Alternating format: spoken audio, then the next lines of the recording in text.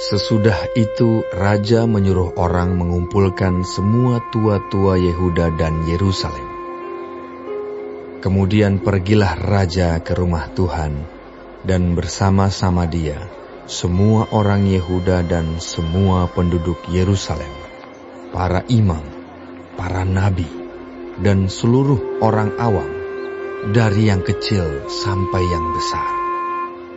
Dengan didengar mereka, ia membacakan segala perkataan dari kitab perjanjian yang ditemukan di rumah Tuhan itu.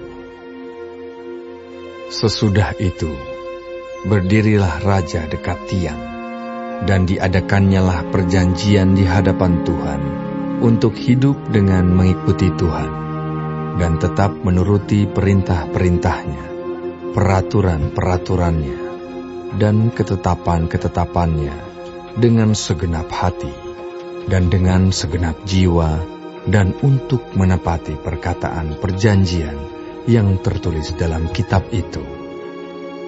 Dan seluruh rakyat turut mendukung perjanjian itu.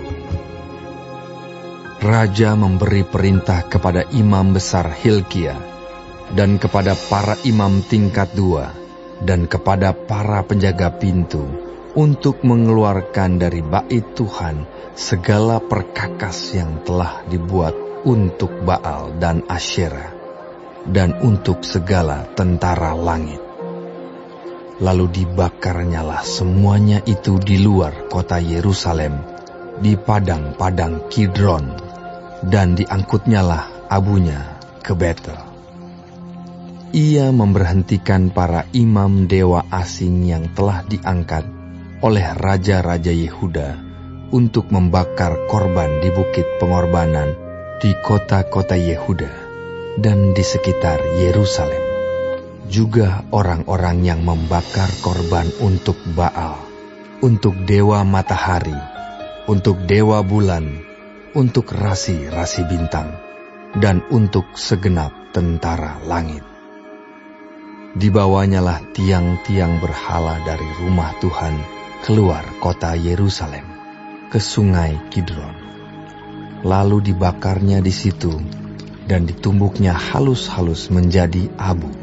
Kemudian dicampakannyalah abunya ke atas kuburan rakyat jelata. Ia merobohkan petak-petak pelacuran bakti yang ada di rumah Tuhan, tempat orang-orang perempuan bertenun sarung untuk Asyera.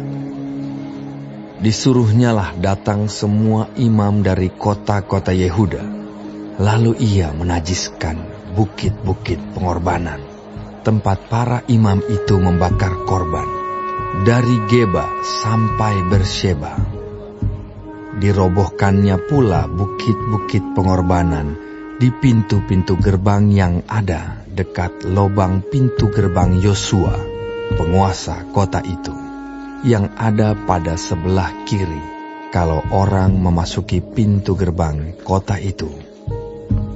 Tetapi para imam bukit-bukit pengorbanan itu tidak boleh naik ke mezbah Tuhan di Yerusalem.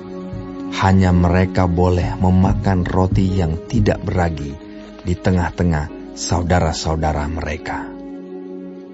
Ia menajiskan juga Tofet yang ada di lembah Ben Hinnom, supaya jangan orang mempersembahkan anak-anaknya sebagai korban dalam api untuk dewa Moloch. Dibuangnyalah kuda-kuda yang ditaruh oleh raja-raja Yehuda untuk dewa matahari di pintu masuk ke rumah Tuhan, dekat bilik Natan Melech, pegawai istana yang tinggal di gedung samping. Juga kereta-kereta dewa matahari dibakarnya dengan api. Mezbah-mezbah yang ada di atas Sotoh, tempat peranginan Ahaz, yang dibuat oleh raja-raja Yehuda, dan mezbah-mezbah yang dibuat Manasye di kedua pelataran rumah Tuhan, dirobohkan oleh raja dan diremukkan di sana.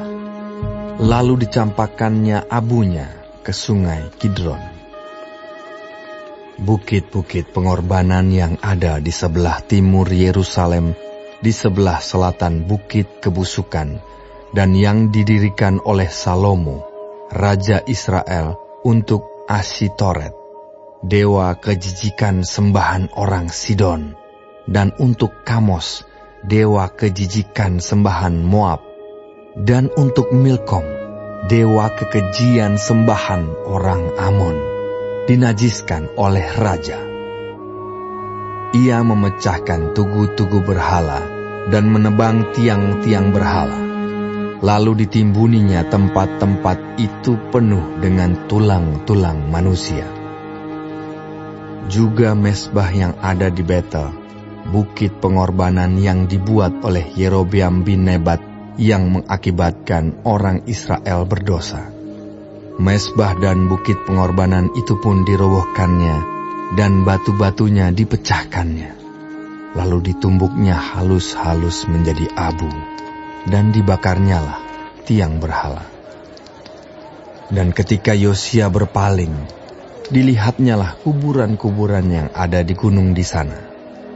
Lalu menyuruh orang mengambil tulang-tulang dari kuburan-kuburan itu, membakarnya di atas mezbah dan menajiskannya, sesuai dengan firman Tuhan yang telah diserukan oleh abdi Allah yang telah menyerukan hal-hal ini. Ia berkata, "Apakah tanda keramat yang kulihat ini?" Lalu orang-orang di kota itu menjawab dia, "Itulah kuburan abdi Allah yang sudah datang dari Yehuda, dan yang telah menyerukan segala hal yang telah kau lakukan terhadap mezbah Betel ini." Lalu katanya, "Biarkanlah itu. Janganlah ada orang yang menjamah tulang-tulangnya." Jadi mereka tidak mengganggu tulang-tulangnya dan tulang-tulang nabi yang telah datang dari Samaria itu. Juga segala kuil di bukit-bukit pengorbanan yang di kota-kota Samaria, yang dibuat oleh raja-raja Israel untuk menimbulkan sakit hati Tuhan, dijauhkan oleh Yosia, dan dalam hal ini ia bertindak tepat, seperti tindakannya di Betel. Ia menyembelih di atas mezbah-mezbah itu semua imam bukit-bukit pengorbanan yang ada di sana, dan dibakarnya tulang-tulang manusia di atasnya. Lalu pulanglah ia ke Yerusalem. Kemudian raja memberi perintah kepada seluruh bangsa itu, "Rayakanlah Paskah bagi Tuhan Allahmu, seperti yang tertulis dalam kitab perjanjian ini." Sebab tidak pernah lagi dirayakan Paskah seperti itu sejak zaman para hakim yang memerintah atas Israel, dan sepanjang zaman raja-raja Israel dan raja-raja Yehuda. Tetapi barulah dalam tahun ke-18 zaman Raja Yosia, Paskah ini dirayakan bagi Tuhan di Yerusalem.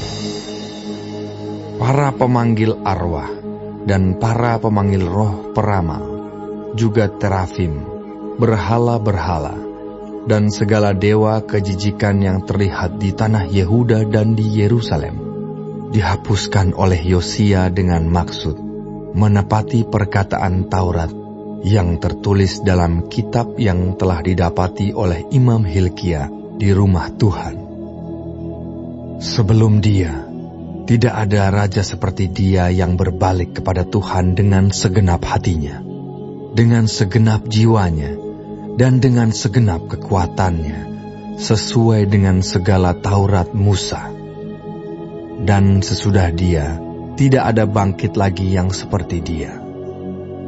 Tetapi Tuhan tidak beralih dari murkanya yang sangat bernyala-nyala itu, yang telah bangkit terhadap Yehuda, oleh karena segala sakit hatinya yang ditimbulkan Manasye.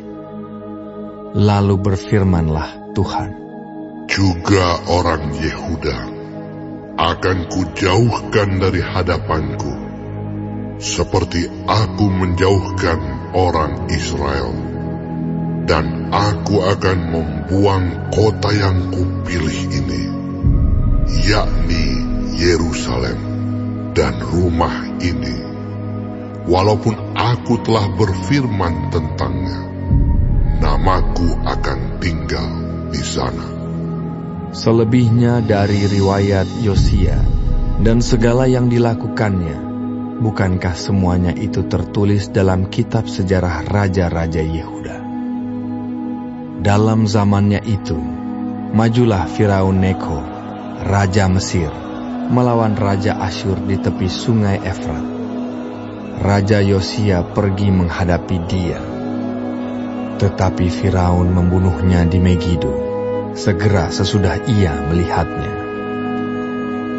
Pegawai-pegawainya mengangkut mayatnya dengan kereta dari Megido dan membawanya ke Yerusalem.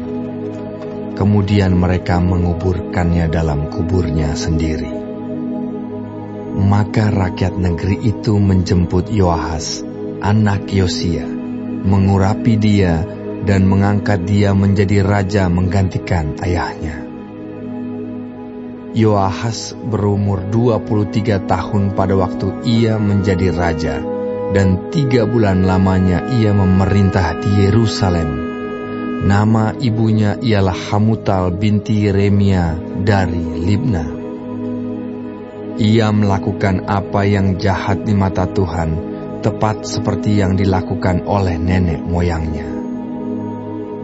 Firaun Neko mengurung dia di Ribla, di tanah Hamat, supaya jangan ia memerintah di Yerusalem. Lagi Firaun membebankan kepada negeri itu denda sebesar 100 talenta perak dan 10 talenta emas. Firaun Neko mengangkat Elyakim, anak Yosia, menjadi raja menggantikan Yosia, ayahnya, dan menukar namanya dengan Yoyakim. Tetapi Yoahas dibawanya. Yoahas tiba di Mesir dan mati di sana. Yoyakim memberi emas dan perak itu kepada Firaun. Tetapi ia menarik pajak dari negeri supaya dapat memberi uang itu sesuai dengan titah Firaun.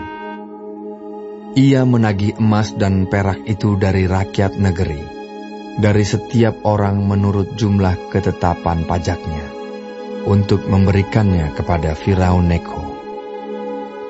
Yoyakim berumur 25 tahun pada waktu ia menjadi raja, dan 11 tahun lamanya ia memerintah di Yerusalem.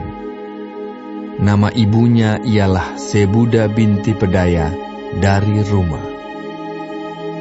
Ia melakukan apa yang jahat di mata Tuhan, tepat seperti yang dilakukan oleh nenek moyangnya.